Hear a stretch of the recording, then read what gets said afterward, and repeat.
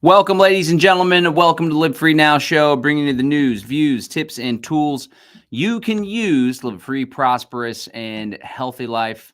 As always, I'm your host, John Bush, along with the one, the only Ryan Minetti, what up? Rye Guy. Check out the sweater. Epstein didn't kill himself. Very nice. Where'd you get that? I saw an ad for it in 2019, and then I wore it to my 2019 family Christmas party, which sparked a lot of, it's funny because a lot of my family, I would talk to them about conspiracies starting in 2018 when I woke up. And then in 2019, in 2018, they hated every single conspiracy. But in 2019, when Jeffrey Epstein died, I won't say killed himself. When Jeffrey Epstein died, maybe he didn't even die. But in 2019, everybody was like, "Oh yeah, Jeffrey Epstein definitely didn't kill himself." But then they don't think about the further implications of what that would mean. So I have fond memories of wearing this sweatshirt.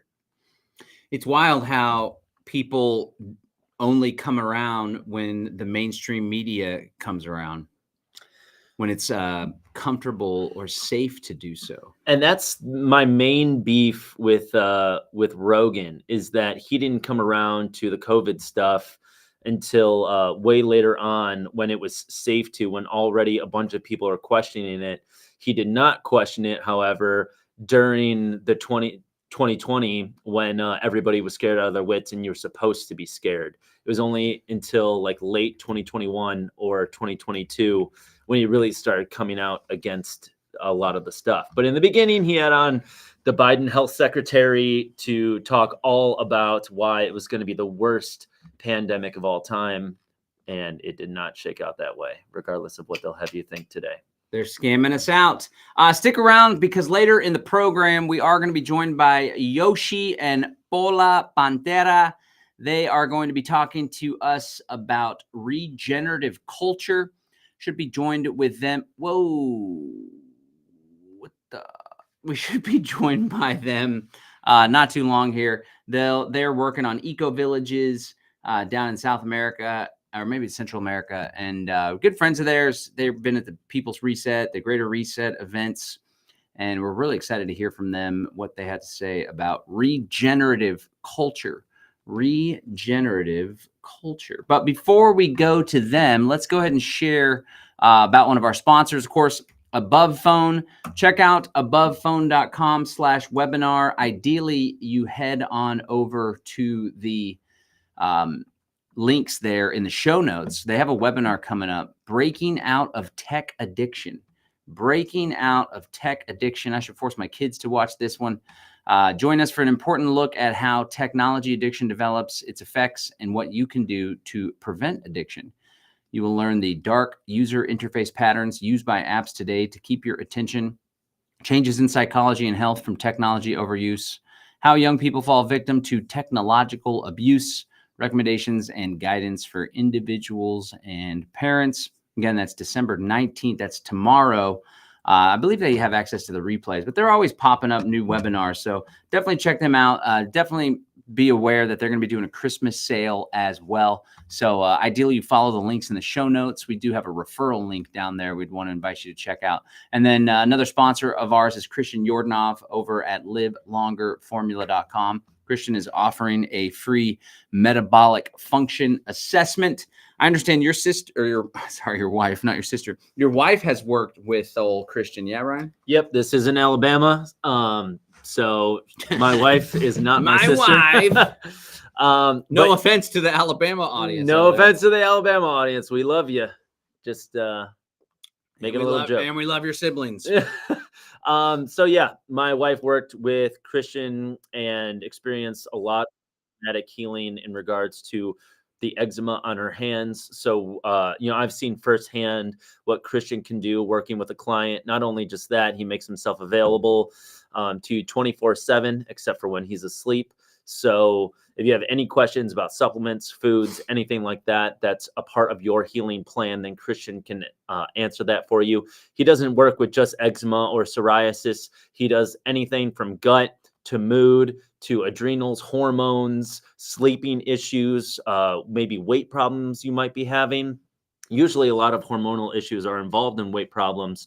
So Christian can holistically assess all of these different things, and he does that over a free 45-minute call. It's no cost to you. He makes himself available, gives you a free diagnosis, and even if you don't end up working with him, you get a ton of value just out of the call. So then you now know what you need to go address.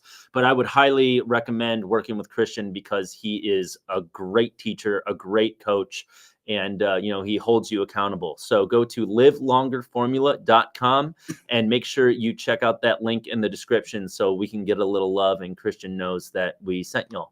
Okay, livelongerformula.com, that is. I'm still trying to dial. You know what I decided the other day? I'm just going to use our old platform, Wirecast. I'm done with this Restream thing.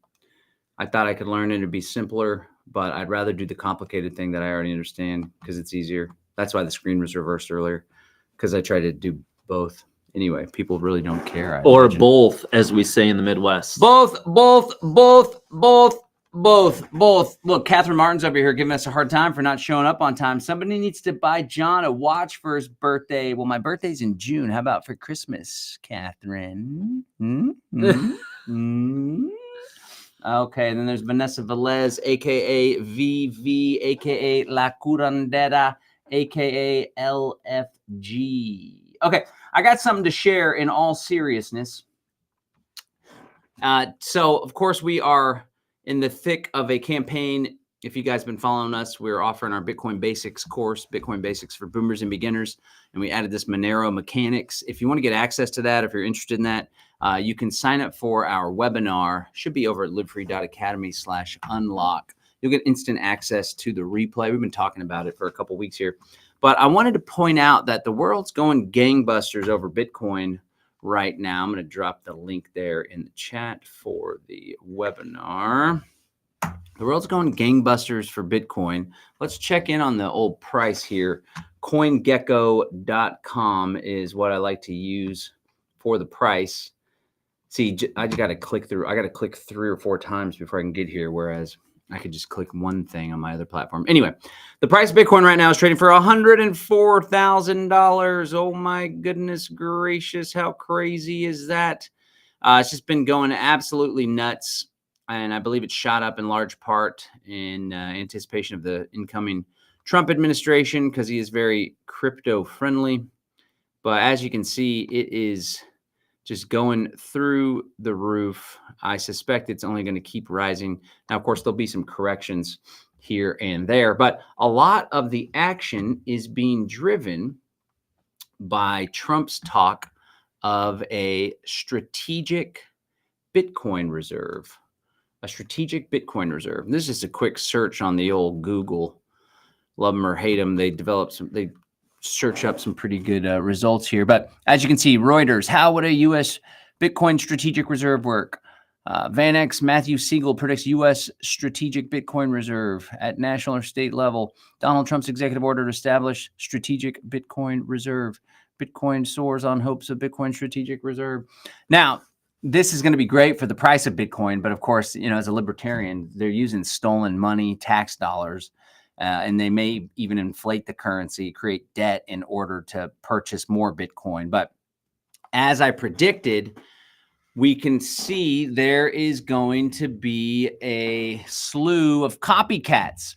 So just a week ago, Texas actually introduced a piece of legislation to create a strategic Bitcoin reserve. All right. So that's, I don't know. Texas had a gold reserve, its own gold depository. And it was actually one of the same representatives. Capriglione. Giovanni Capriglione. Capriglione. Capriglione. The lonely Capriglione. That actually reminds me of the guy who killed Jeffrey Epstein, Anthony Tartaglione. That was his the guy who killed him? Yeah, that was his cellmate. I could go deeper into that, but I know we're in the middle of Bitcoin thing. Okay. So check that. In addition to the Texas, I think that there's going to be other countries that are going to be getting involved, and we see now there is a European Union member of parliament. Isn't it weird that there's an EU member of parliament now? There's a European member of parliament. Back in my day, it wasn't like the European Union, just like the United States. It's all part of this New World Order plan to centralize power and authority and usurp state sovereignty, country sovereignty, national sovereignty. Anyway, this European member of parliament, I believe out of France, said no to CBDC, yes to Bitcoin, and she called for a European Bitcoin reserve. So what's the point of all this? Well, the point is, if you have Bitcoin, kudos to you. If you don't have Bitcoin, you should get yourself some, because there's a finite supply of Bitcoin. The number of Bitcoin that will be created is 21 million. And unless there's some really sweeping changes and a bunch of people agree to shoot themselves in the foot, there isn't going to be more than 21 million Bitcoin. It's not to say that it's not possible at all, but it would be destroy the value of the Bitcoin to do so. Regardless, it's such a finite amount with such high demand. When there's a high demand and low supply, the prices have a tendency to go up. So there still is opportunity. Remember, you don't have to buy a whole Bitcoin at once. A lot of people aren't aware of that. You can buy $10 here and there, $100 here and there, $10,000 here and there, whatever suits your fancy, whatever suits your budget. But the idea is to try to acquire as much Bitcoin as possible as the price shoots up. Let's not forget, of course, that the Bitcoin blockchain is transparent. So it's not the most optimal means of trading outside the system, like Agorist counter economic trades. We're big fans of Monero on that front, Monero for that. So there's something to be aware of. And to segue to something else I wanted to share with you guys, there's this new 1099 DA that's coming out. And unfortunately, this is going to be more financial surveillance that people are going to be expected to comply with. So let's check it out here. Actually, the page isn't found. So the IRS is expecting in 2025 for brokers, digital asset brokers, which is just another word to describe an exchange, for them to file a 1099 DA. Maybe you got a 1099K in the past. This will be a 1099 DA for digital asset on all basically the transactions and the cost basis that you purchased your crypto at. So this is August 9th, 2024. The IRS today posted an early draft of the updated Form 1099 DA. It's not available right now. This takes you to a busted link, I believe. No, there it is. All right, so let's take a look at what this has. And again, this is what exchanges will be required to file on you starting in 2025. So there's a code for the digital asset. So presumably that's what type of crypto it is. The name of the crypto, the number of units that you bought, the date that you acquired it, the date that you sold it, right? All of your address, your account number. But then it goes on. Okay, this is the same thing. Now, I saw another version of this. I don't know if exactly it was from the IRS or maybe it was just somebody lollygagging, but it even had addresses, like the crypto address. So the thing is, with Bitcoin, for example, or other cryptocurrencies that have a transparent blockchain, if the federal government has one address of yours that you're using, and then you use that wallet for all sorts of other stuff, that very well could create some problems for you because those different addresses and different cryptocurrencies could be tied together. So this is not good. It presents a major problem for privacy and financial security. And as we always encourage people, if you're using an above board exchange, as we like to call them, and you got to scan your driver's license, you should probably be a good citizen when it comes to what you report. There are ways to acquire cryptocurrency privately using peer-to-peer exchanges. And that's a whole different story. And of course, we're big fans of Monero. But what do you think there, Mr. Reggae? Well, in terms of dollar cost averaging, the most effective tool that we recommend is typically Strike. In terms of, using But doing a peer-to-peer transaction, if you wanted to do DCA, it'd be a lot more of a headache. No? Yeah, you'd have to do it manually. Yeah. So and that's the thing. What's the deal? Like convenience is gonna be our downfall. So like Strike is definitely way more convenient, but now that I'm looking at this, they're just gonna be filing everything that I've been purchasing. Although I haven't withdrawn anything from the account. So, and that's, usually what we recommend. It's called hodling in the Bitcoin community. So we just recommend hodling your Bitcoin. And as long as you don't take profits and put it into your bank account, then there's no taxable event, at least right now. I know Kamala was pushing for something like that. But the question that I had for you, John, was the Bitcoin strategic reserve. If the government makes this massive strategic reserve in upwards of billions or trillions of dollars, then what happens if they pull the rug out? A new administration comes in, thinks that Bitcoin as a strategic reserve is no longer valuable to the US government, and they just sell out of it. Could that create a giant crash in the Bitcoin market? It very well could. Yeah. And that's definitely something to be aware of. So there's a piece of legislation by Cynthia Loomis. Let's pull it up. And so there's different ways that this reserve could be created. It could be created through Congress, through law. Now, of course, a lot of this, the government doesn't follow their own rules. So we're just like virgin and it's like no man's land here, basically. Who knows what's going to happen? But there's a woman named Cynthia Loomis, and she introduced a piece of legislation called the Bitcoin Act of 2024. So let's go take a look at it real quick. And this Bitcoin Act actually would create the strategic reserve. And the reason I want to point it out in relation to Ryan's question here is because it would require the crypto to be locked up for a certain amount of time. Let me see the text of the damn bill. Where we go? View text. Okay. This was introduced in July of 2024. So establish a strategic Bitcoin reserve. All right, here's some findings, blah, blah, blah. Cold storage, yada, yada, yada. Okay, there's a date here. Bitcoin purchase program. All right, here we go. The secretary shall establish a Bitcoin purchase program, which shall A, not purchase more than 200,000 Bitcoins per year over a 5-year period for a total acquisition of 1 million Bitcoins. It's a huge chunk of the supply. It's like 5% of the supply. That would drive the price absolutely nuts, gangbusters, if just this were to happen, let alone all the other countries hopping on board. Conduct purchases in transparent and strategic manner to minimize market disruption. Hold Bitcoin acquired under the section in trust for the United States as provided in this section. Flexibility related to purchase, transfer offset. Yeah. All right, here it is. Minimum holding period. To ensure the long-term stability and security of the strategic Bitcoin reserve, the secretary shall hold all Bitcoin acquired through the Bitcoin purchase program for not less than 20 years.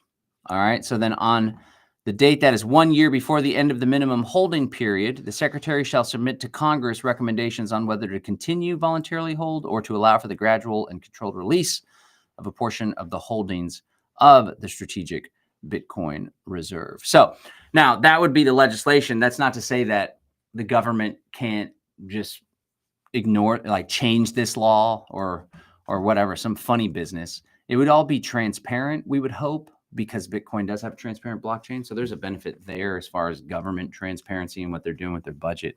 But they very well could rug pull it and sell a ton of it. And so that's one path through an act of Congress.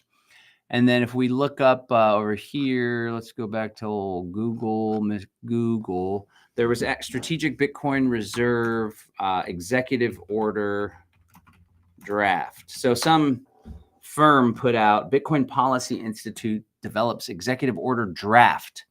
So this would be by executive order for the Trumpster and Trump's potential day one executive order. I don't think they have text of it. Let's see if we can find text of it here. So this would be different, and I don't know if this would have the hold, but if it was simply from the executive branch, then presumably they could change it on their own. Strategic reserve, consolidation of Bitcoin holdings. Yeah, I don't know the exact language of it, but yeah, that is a possibility. But we're not living in a world without risk, and we definitely don't recommend Bitcoin as a panacea. It's going to solve all our problems.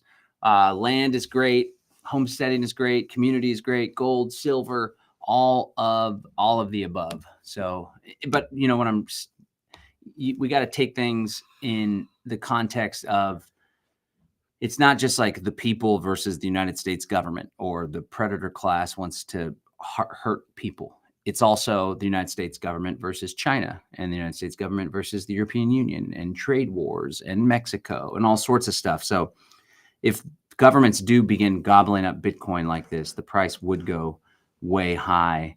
And I do think that then they would be like, why would we shoot ourselves in the foot at that time? I know that Trump has a scheme to cover U.S. debt with it as the price goes up and get the government out of debt. I don't really see, the whole debt thing is such a fugazi. Like, how is that money even ever going to be paid off? So it's kind of just like, what are you even going to do at the end of the day? And then what are you going to come, like, really try to take U.S. land or something? Here's another thing. And this is what, I haven't dug deep into this, but Catherine Austin Fitts, we should have our guests here pretty soon. What time is it? In about 5 minutes, we should be joined by Pola and Yoshi. But I just saw this. He fixed the clock. Yeah, well, Jeremiah did. I just saw this from Catherine Austin Fitts, and I haven't broken it down just yet. That's why I haven't really reported on it. But let's just talk about it now. So Catherine Austin Fitts has a theory. Right. I was just listening to this. He was just listening. He's a very learned guy, this Ryan. You never know with this Ryan guy. This fucking guy. Okay, so trying to find an old Solari report. Catherine Austin Fitts is the bomb, by the way. Big fans of the work she does. So, all right, so let's check out her website over here. This is CAF, a.k.a. Catherine Austin Fitts, a.k.a.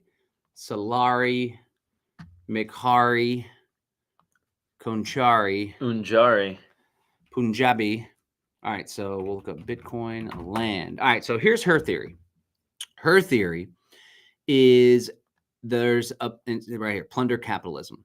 Is the Bitcoin strategic reserve trial balloon the next step in the great American land grab? So the best as I understand, and I just read through this right here myself. I haven't watched these interviews. And this is Lutnick, the jerk that is chairing the transition team for President Trump right now. Douchebag. So she believes that this is what's going to happen. So it's like, okay, there's all these Bitcoin billionaires and big tech bros that are like super loaded with Bitcoin right now. But in order to actually convert that into anything meaningful, that Bitcoin would then need to be sold or traded for something real, right? So all along, and here's what I think is the flaw in a lot of her reasoning. All along, it's her belief that Bitcoin is just like fugazi and it's just part of this plan and it doesn't have real value. And so her thesis, from what I gather, it'd be great to interview her. We should try to interview her soon on this, is that these Bitcoin billionaires and this Lutnick guy and old Larry Fink and BlackRock, they hold a bunch of Bitcoin now. The Bitcoin value is going up and up and up. In order to take that and convert it into something meaningful, like real estate or land, for example, they would need to sell a bunch of it. But in selling a bunch of it, in order to buy very valuable assets like real estate or Manhattan real estate, and I'll tell you why I shared that in a sec, specifically Manhattan, they would need to sell a bunch of their Bitcoin. But as a ton of Bitcoin gets sold, the price of Bitcoin goes down, thus diminishing their ability to acquire more assets. And so what she believes this whole strategic reserve thing is now you got all these powerful people that have billions of dollars worth of Bitcoin. And like me and Ryan, Ryan's a little dollar cost averaging, me picking some up here and there. People in our audience are buying $1,000. Maybe somebody that's a little bit more wealthy springs for a whole Bitcoin, right? But that's not enough to meet the demand of somebody that's trying to offload billions. But a United States government, for example, or the European Union or the state of Texas buying a bunch of Bitcoin could meet the demand of a bunch of Bitcoin billionaires selling it. So essentially what she's communicating is that in order to meet the sales volume needs of the Bitcoin billionaires so that they can sell their Bitcoin and convert it into real estate, real land, or gold, real assets,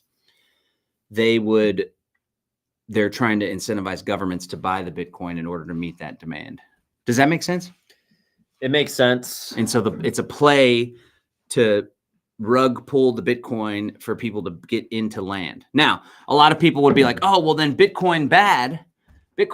We should avoid Bitcoin. But the way that I think, and I think this bothers some people, but the way that I think is when I read this, I was like, oh shit, that should be our play.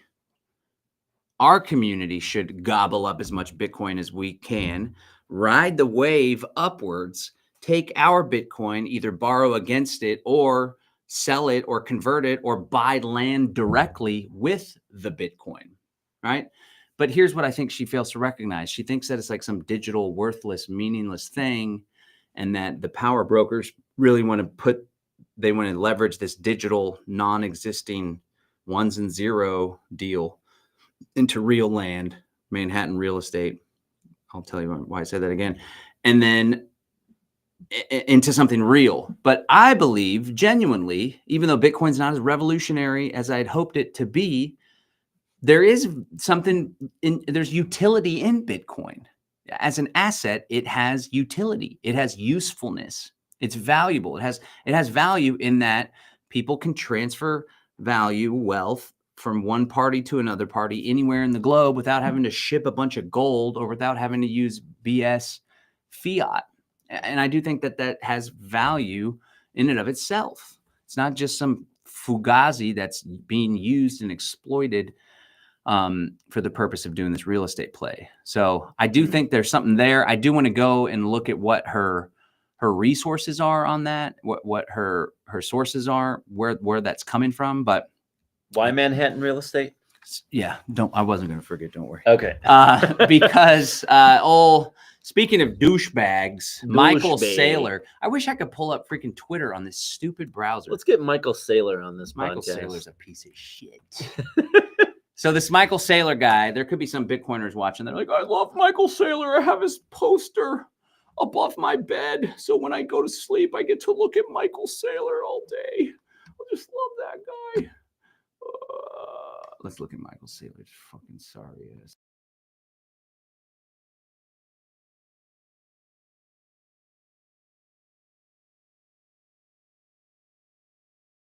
So strongly taken this position that we don't want Bitcoin to be a medium of exchange or to compete with the dollar. That'll just be controversial.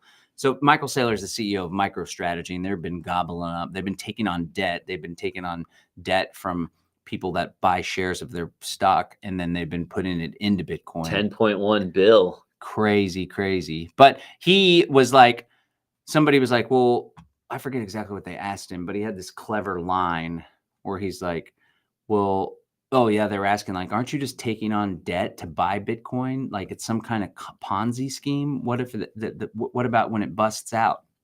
And they're like, yeah, it's the same thing as people taking on debt to buy Manhattan real estate. That's what the economy does. People take on debt to buy real estate. Then the value of the real estate goes up, and then they take on more debt to buy more real estate. And he said Manhattan real estate. Anyway, so I heard somebody speculating like maybe that's what Michael Saylor is going to do. MicroStrategy is just going to convert a bunch of their Bitcoin. They said that Michael Saylor has been accumulating Bitcoin. He wants to then sell that Bitcoin to the United States government, take the money, and buy Manhattan real estate. He's never said that he wants to do that. Of course, this is just speculation to be clear. But yeah, Michael Saylor everyone thinks he's this great advocate for Bitcoin, but in all reality, he's been pretty hard line against the revolutionary use of Bitcoin. He's even like made jokes about cypherpunks and privacy and stuff. So there's all that. I want to dive deeper into it, unpack it some more, and then share with the audience. But there could be something to it. But then it's like, okay, well, let's say that Catherine Austin Fitz's theory is valid.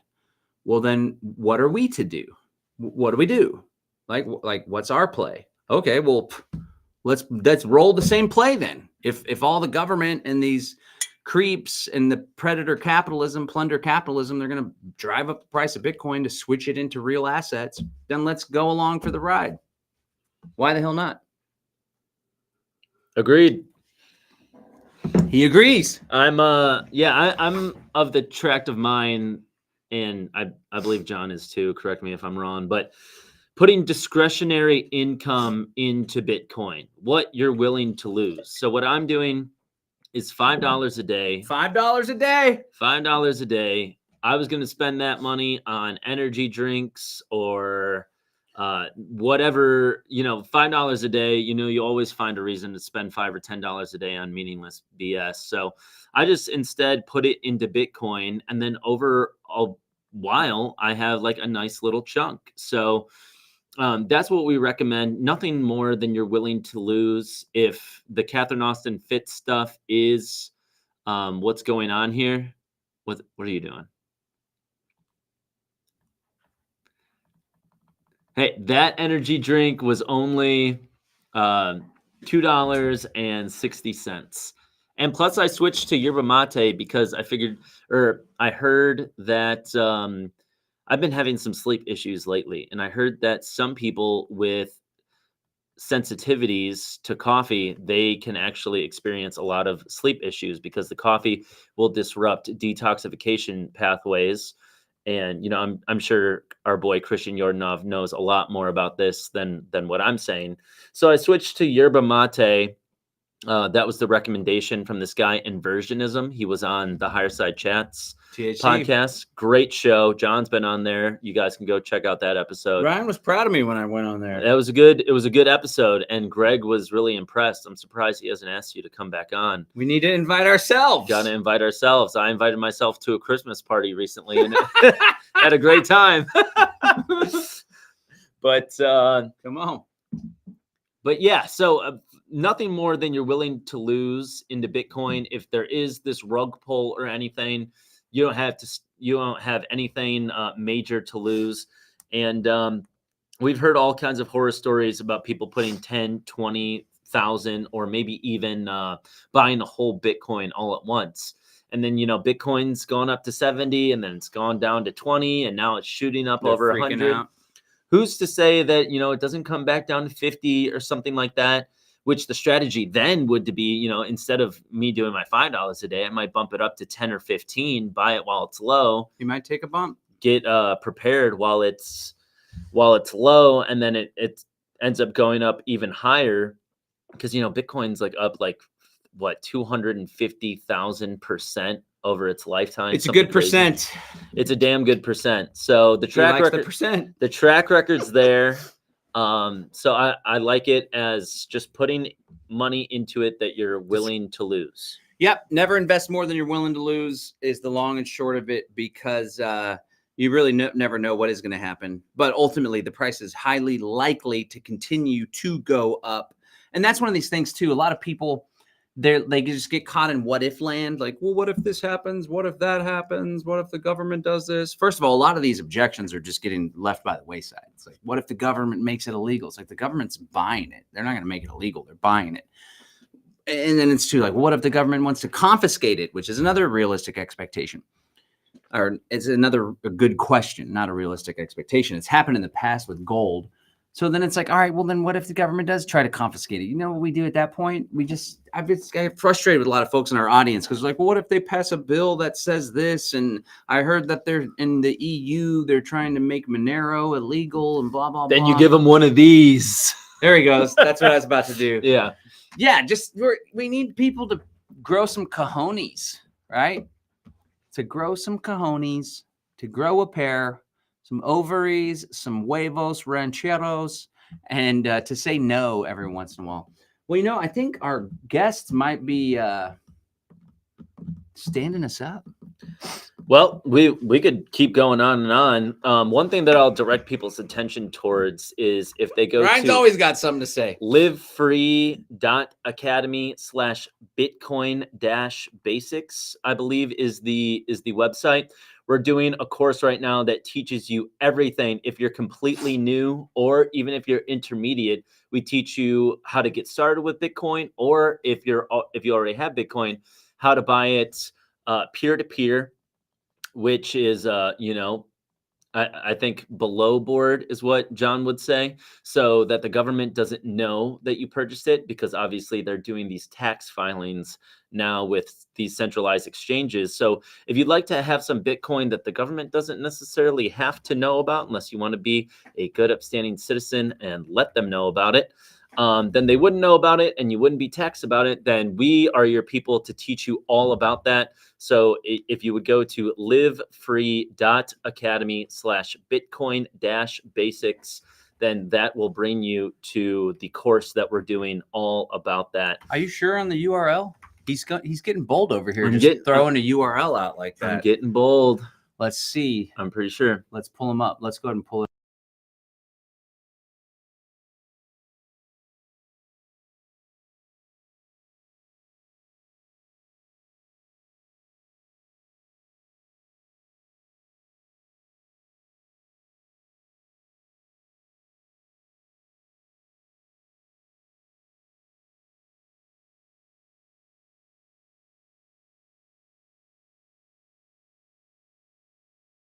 What are we going to do? Our guests aren't coming on the show. I know what we could do. What we always do here at Live Free Academy. Sell something. Ryan's like, what do we do? I don't know. Let me sell the course. I love it. Well, I mean, we're talking about all this. Maybe some people haven't even gotten started yet. That's right. That's right. Why don't you share? Because you've been doing calls. Been doing a lot of calls. I know they're going great. Why don't you share with folks some of the questions that people are having that maybe some folks in the audience may be having too? So a lot of people, they just don't know what they don't know. So mainly what I'm running into is that a lot of people are just buying on a centralized exchange. And some of these people have tens of thousands of dollars on a centralized exchange. They're buying it on the exchange, keeping it on the exchange. Totally. Which is a big no-no. Big no-no. So that's another thing that we teach in the course is getting it off that centralized exchange. We've seen the biggest exchanges like Mt. Gox, they've gone under. People have lost everything that they were holding on those exchanges. So we definitely recommend getting it off an exchange and into a private wallet. We teach you exactly how to do that. We recommend a few different wallets and some various exchanges for people to check out. And also, again, buying it peer-to-peer. So prying eyes don't have to know about the Bitcoin that you hold. And also, one thing that we added to this course was the Monero mechanics aspect. So if you're interested in basically what we call it is a digital cash, because it's totally end-to-end encrypted. The government can't see, or anybody can't see who you're sending Monero to or how much Monero you're sending to them. We teach you how to get started with Monero as well. So if those are things that you're interested in, then we've got a very simple course for you, step by step, that shows you exactly what to do. John shows his screen, shows you the buttons to press. Very, very simple, and I couldn't recommend it highly enough. All right. I can't get over this camera being out of focus. Sorry. Maybe I shouldn't say the behind the scenes stuff all the time. That's just how we roll. Yeah, maybe not all the time. There it is. Catherine Martin, we had Vanessa in the chat. Dang, I was close. It was courses dot. Oh, he was close, yet so far away at the same time. Misdirected everybody. All right, misdirection, just like the government like.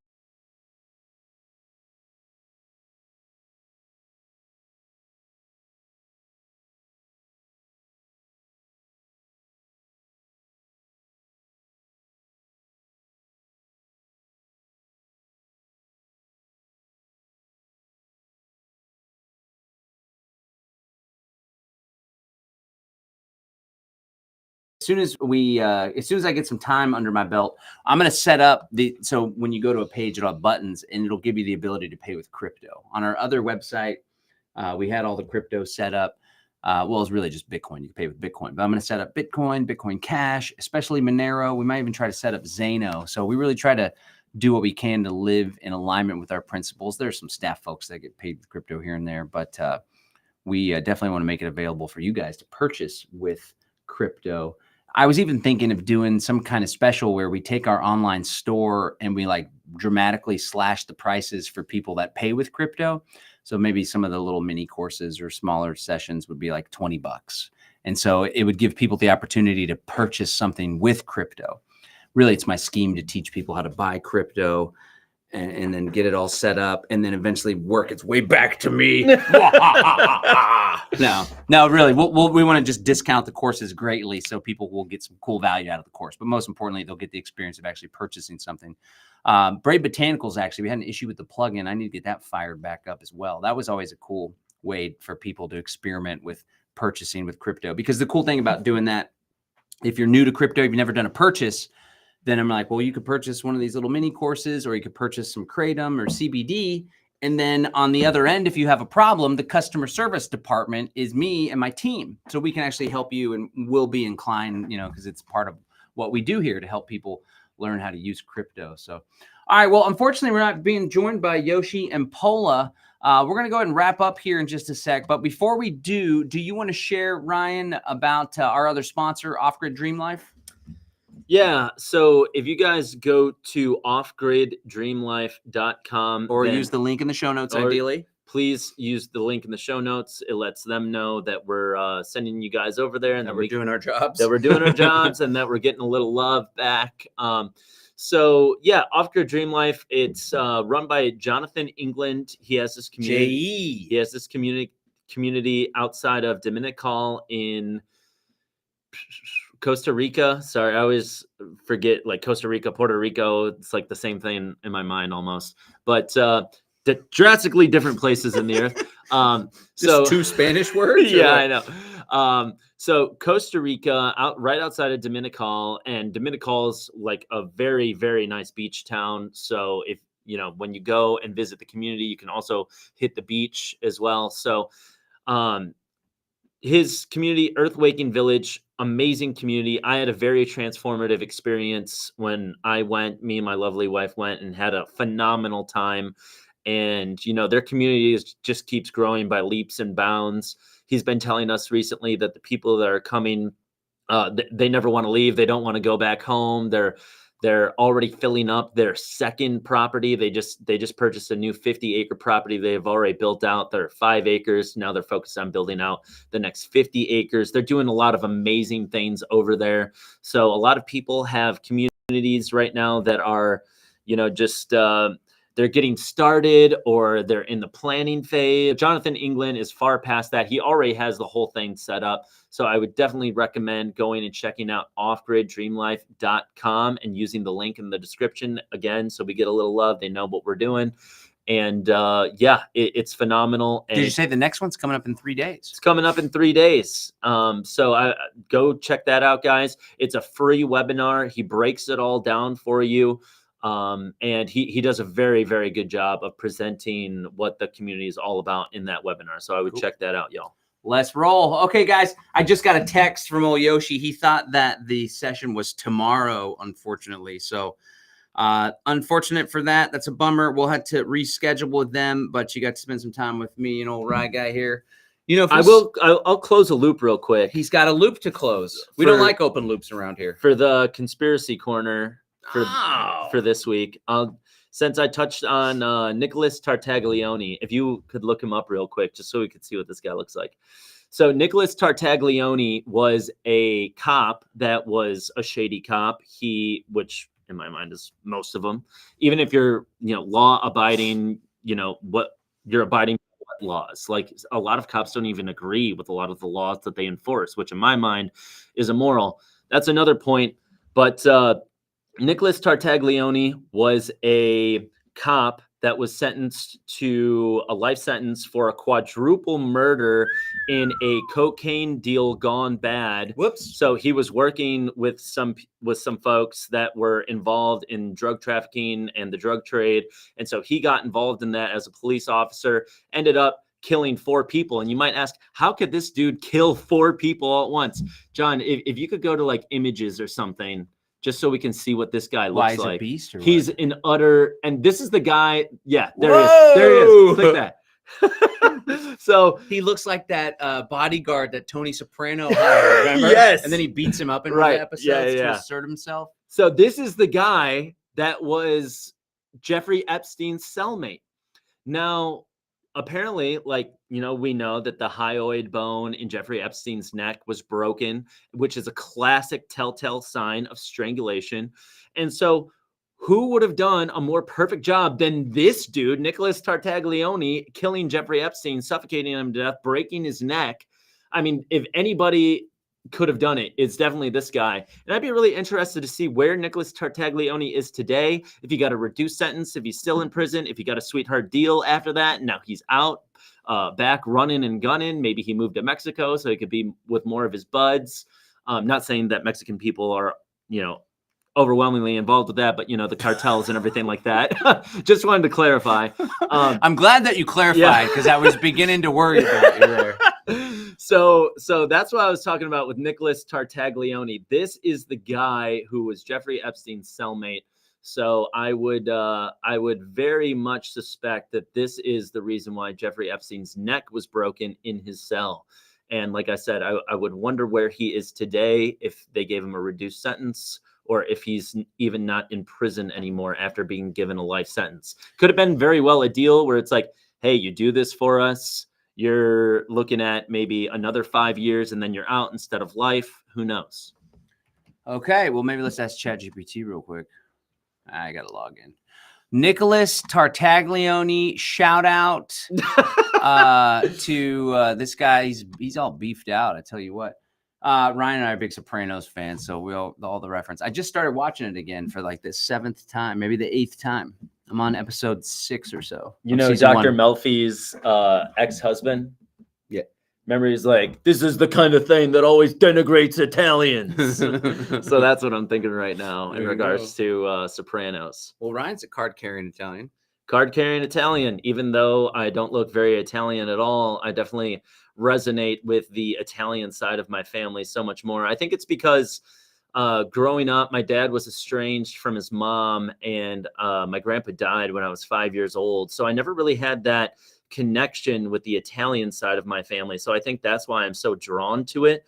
Whereas I grew up around the Dempseys, which is my mom's side of the family, all like 100% Irish folks. So I got a lot of Irish in my past, but not as much Italian. So maybe that's why I'm so drawn to that whole thing. Me and my wife, we just went to Italy, in Calabria, where my nonno is from. That's Italian for grandpa. So did a lot of marching around over there, and it was utterly awesome. If you guys have never been to Italy, then I would definitely recommend going, and also checking out Calabria. I feel like Calabria's a slept on part of Italy. Everybody likes to go to Sicily, which is actually just 30 minutes across the way, a 30-minute ferry ride from Reggio Calabria, where my nonno's from.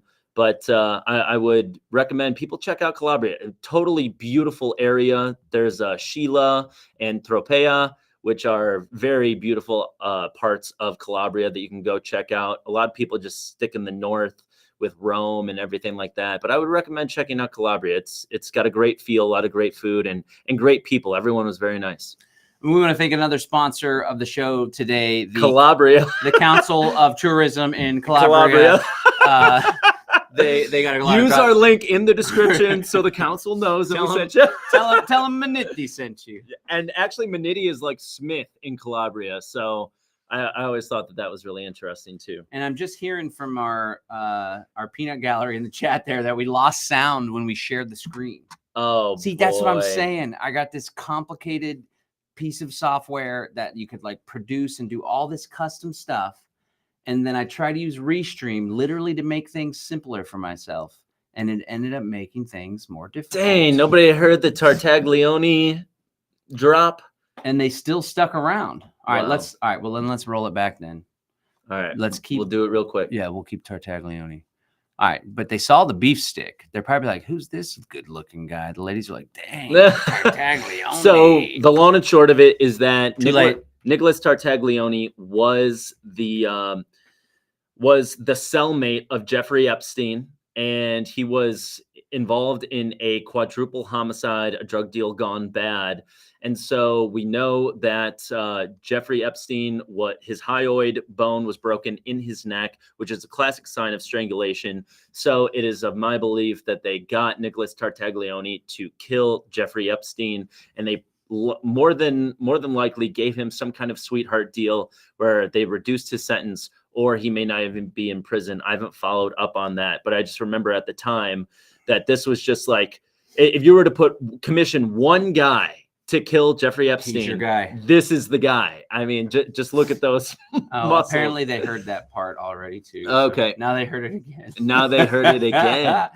All right, we got Double Down says, it would be foolish to buy anything with crypto right now. Hold on for dear life. So I would say, if you're buying Bitcoin, hold on to that Bitcoin. But let us not forget the original purpose of crypto and Bitcoin was peer-to-peer electronic cash. So we're trying to teach our audience to use cryptocurrency in commerce so as not only to prepare for the coming CBDC system so we don't get ensnared in it where all of our wants and needs were dependent on the beast system, but more importantly, we're going to build a counter economy, an alternative parallel system where we trade amongst ourselves outside of the system.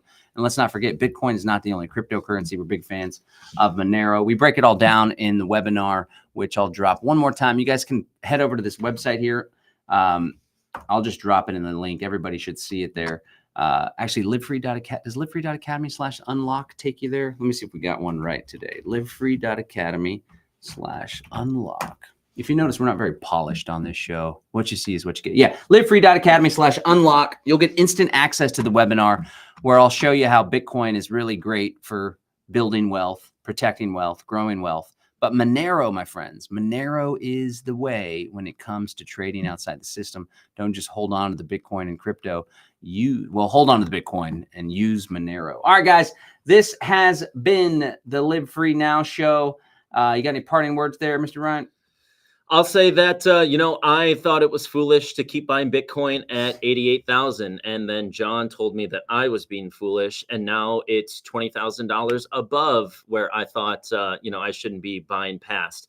So I think that, the price is still pumping. There could very well be a correction, but, we're expecting Bitcoin to go much, much higher. So I think that it's still good to dollar cost average to keep buying Bitcoin as it continues to go up. And also, who was holding on for dear life? Nicholas Tartaglione. With that, y'all. Peace and freedom, guys. Peace the moral of the freedom. story, listen to John's advice. Most of the time. All right, guys, peace and freedom. Live free now. Bringing the news, views, tips, and tools you can use. Live a free, prosperous, and healthy life. Until next time.